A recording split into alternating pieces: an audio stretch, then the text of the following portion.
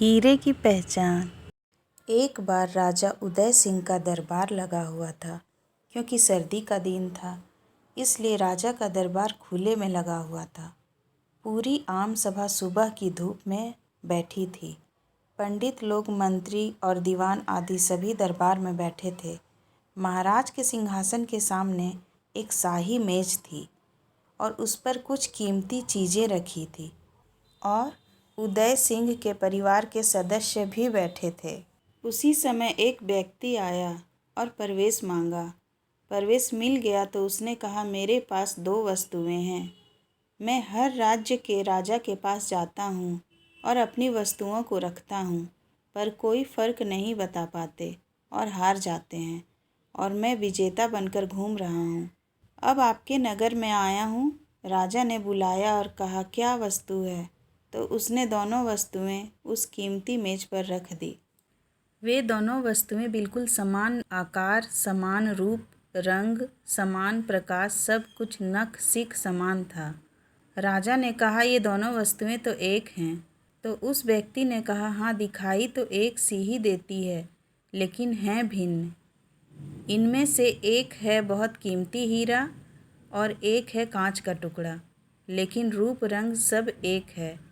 कोई आज तक फ़र्क नहीं बता पाया है कि कौन सा हीरा है और कौन सा कांच का टुकड़ा। कोई परख कर बताए कि ये हीरा है और ये कांच। अगर परख खरी निकली तो मैं हार जाऊंगा और यह कीमती हीरा मैं आपके राज्य की तिजोरी में जमा करवा दूंगा।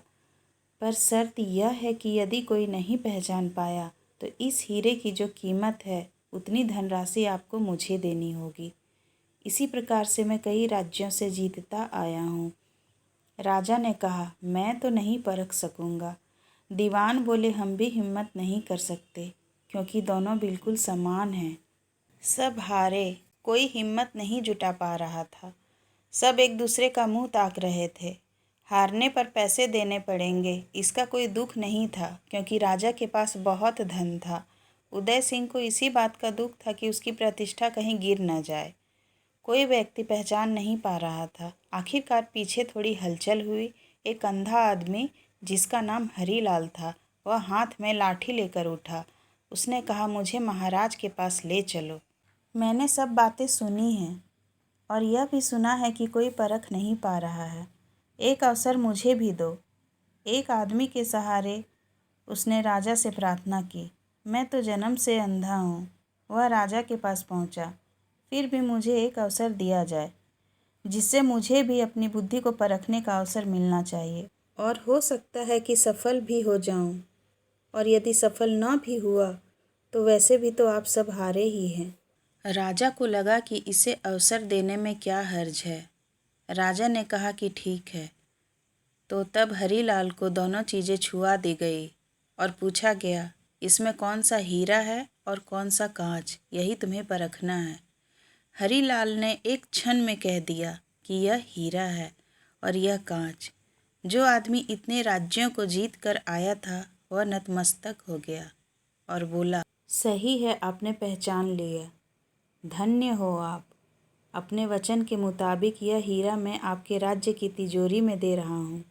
सब बहुत खुश हो गए और जो आदमी आया था वह भी बहुत प्रसन्न हुआ। कम से कम कोई तो मिला परखने वाला।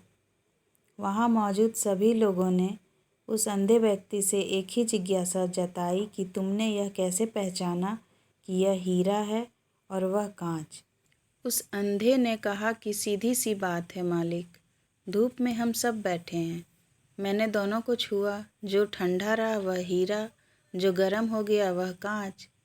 जीवन में आप भी देखना, जो बात बात में गर्म हो जाए, उलझ जाए, वह व्यक्ति कांच है, और जो विपरीत परिस्थिति में भी ठंडा रहे वही व्यक्ति हीरा है। दोस्तों, उम्मीद है आपको आज की कहानी बहुत पसंद आई होगी। पसंद आई हो तो प्लीज़ मेरे वीडियो को लाइक एंड शेयर और मेरे चैनल को सब्सक्राइब ज़रूर करें।